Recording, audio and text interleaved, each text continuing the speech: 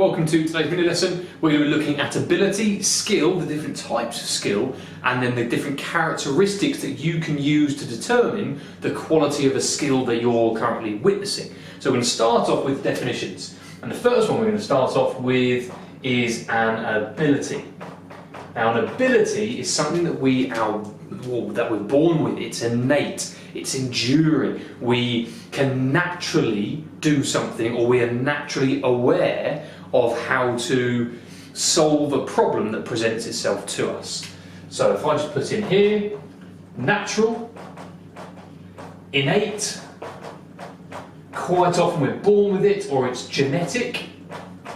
So if our parents or ancestors had a natural disposition to do something, then it's likely that we're going to inherit that through our genes and our DNA makeup.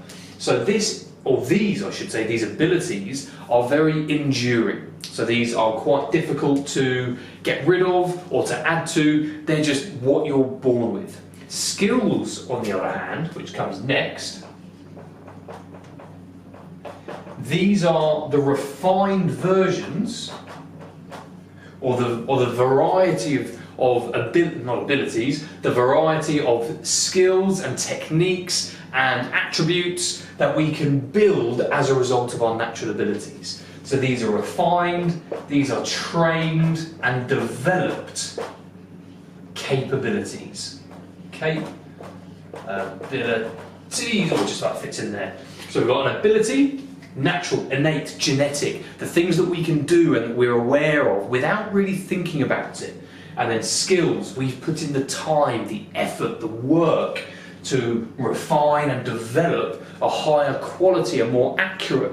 It's predetermined what we're now able to produce. So if you want to be able to, let's say, deadlift with a certain technique, then it would take hours and days and weeks and months of development, of analysing your biomechanical movement, trying different ways and seeing what works for your body. And gradually over time you can train your muscles to lift that bar in a certain way.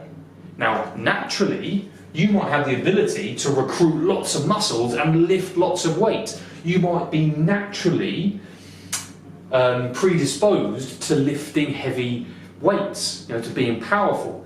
But you can then refine the skill of the certain Olympic lift that you're doing.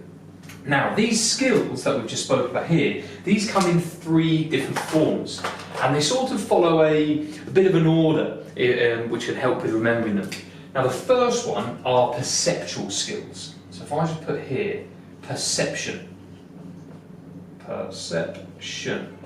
Now, perceptual skills, this is the skill of filtering your environment quickly, of picking out the relevant cues and the relevant stimuli in the environment that you're in quickly and efficiently. So you don't waste focus and mental capacity looking at and paying attention to irrelevant information.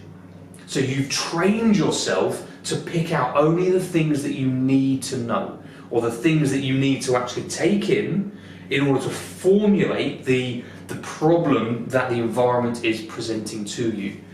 So perception can be improved and trained in a variety of different sporting contexts. And it's quite likely that they're going to be quite unique. So a tennis player, for example, who can pick up on the opponent's footwork, or their arm angle, or the speed of the swing, or the trajectory of the ball, they might be able to pick out all of those different cues and stimuli, but put them onto a football pitch, and they won't be able to be as efficient. They'll be overloaded with so much new information that they'll be lower down on their learning curve. They'll probably be closer to a cognitive or associative stage, if we talk about Fitz and Posner, rather than being in the autonomous stage that they are for their tennis sporting context. So perception is the ability to work out where you are quickly. Our second one is then cognitive. Now, the cognitive skills, these are our ability to then create something imaginative, to be able to think quickly, to solve the problem that we've just interpreted. So what we can put here is working out, where you are, where you are. Cognitive skills is then create effective solutions. So you can take stock of everything that's currently in front of you based on your perception.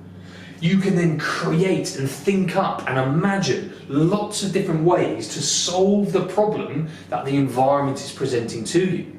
Now, ideally, we'll be very good and have strong perceptual skills, and we'll have strong cognitive skills, so then we're only taking in the relevant information and then designing an ideal response to it.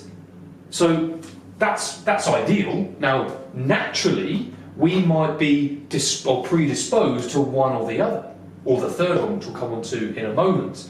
But we can develop our skill in either. So naturally, we might be a creative thinker. So if we're given enough time and we're given, all of the perceptual criteria, if we haven't really refined this yet because we're a cognitive stage performer, if the coach or the more knowledgeable person gives us the relevant information to start with, we are then capable, naturally, to create really good responses. So hopefully you're starting to see that they're quite linked. The abilities, they're almost the building blocks, the foundations upon which we then develop and refine our skill set. And skills come in three forms: the perceptual, working out where you are; the cognitive, working out what to do; and our last one, which, I'll put in green because it's getting quite messy there. I'm just going to put psychomotor. Hopefully you can see that there. Psychomotor. Now, if we just break that word down, psycho, think psychological, and motor, think motor skills. This is the relationship between mind and body. How well can we translate thought into action? So you might be able to think up a really creative and imaginative and effective physical response. So if we're talking about rugby, it might be an elaborate offload pass as the tackle comes in, and you're able to perceive the environment and the forces and the angles really quickly and think up the exact pass that you need to do. But if your psychomotor skills are lacking and you can't actually formulate that action, you can't contract your triceps, you can't contract your deltoids, your lats in the appropriate sequence, then your psychomotor skills are lacking. So this is how I think of them, remember them, and teach them. So that in this order: perceptual skills, working out where you are; cognitive skills, working out what you want to do as a result; psychomotor, putting that thought that you've just created into reality, actually creating it with your body.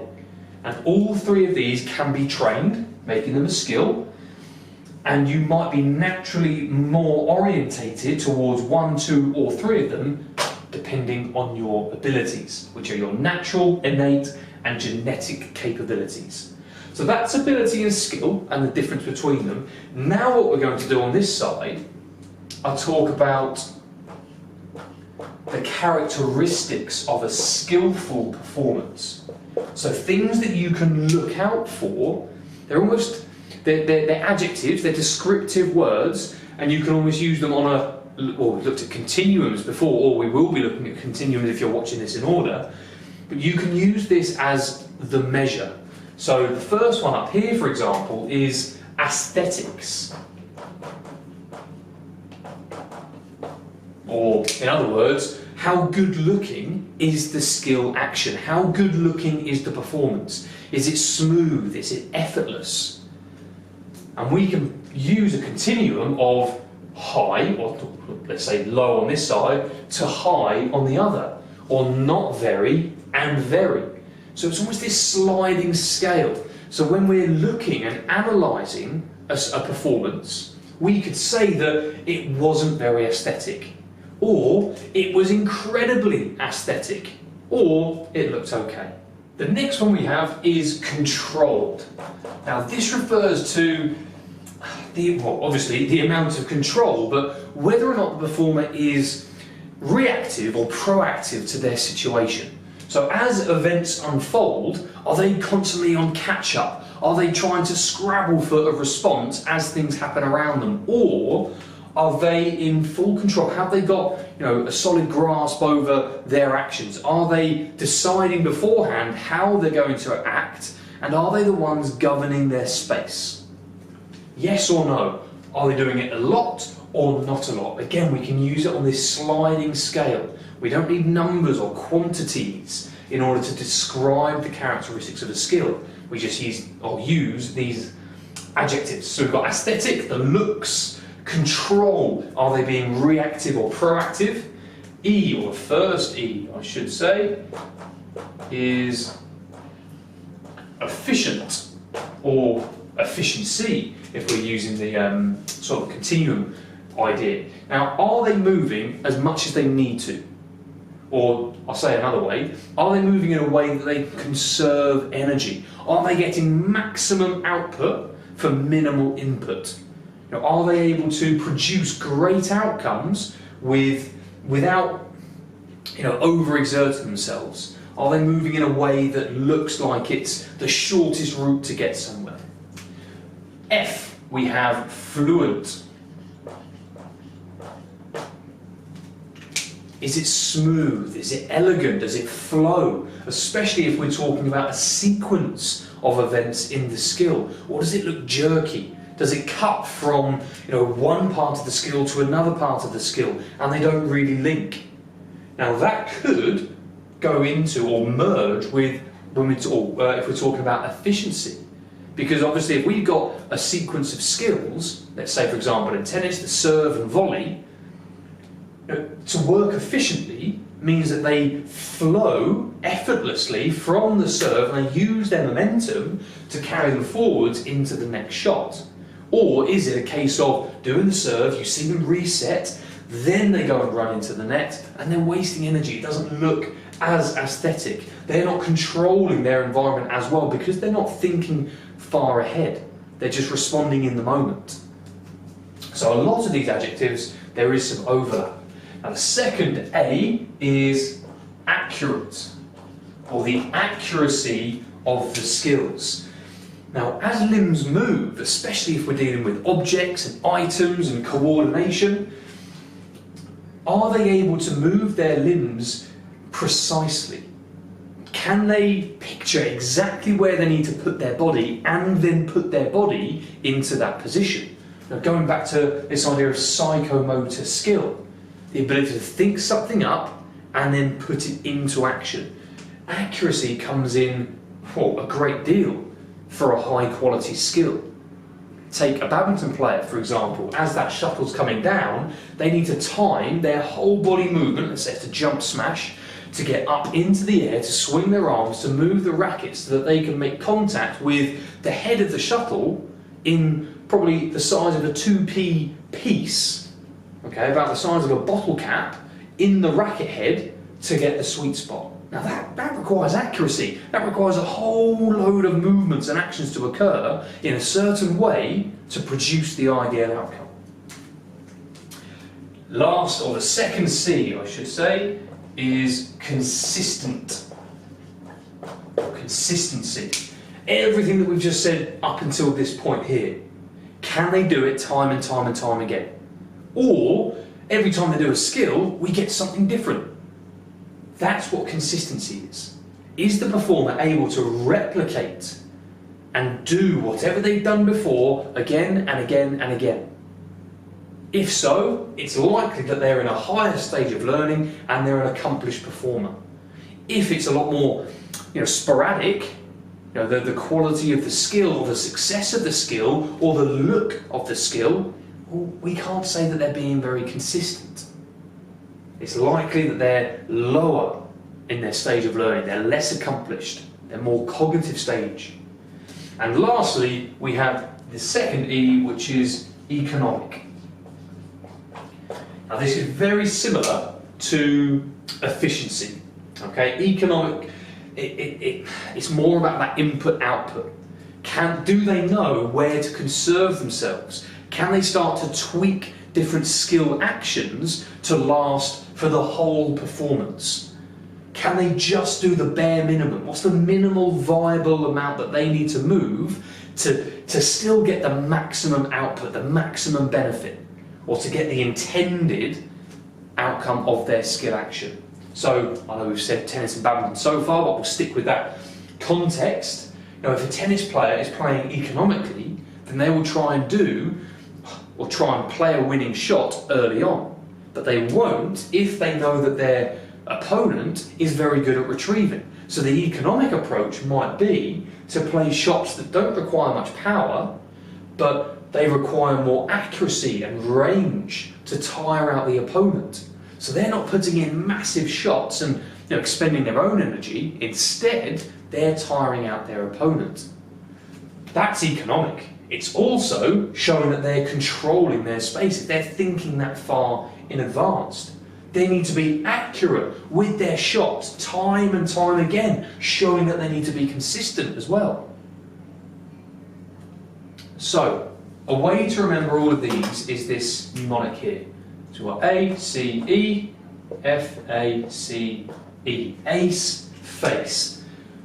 Quality of skill, the characteristics of skill can be described according to their aesthetics, the control, the efficiency, the fluency, the accuracy, the consistency, and how economic the movement is. And then lastly, ability and skill.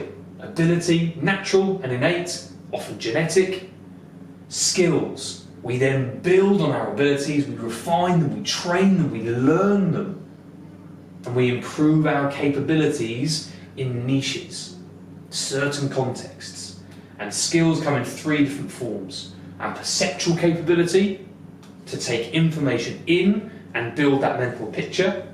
Cognitive skills, to then work out a creative solution to what we've just formed in our heads.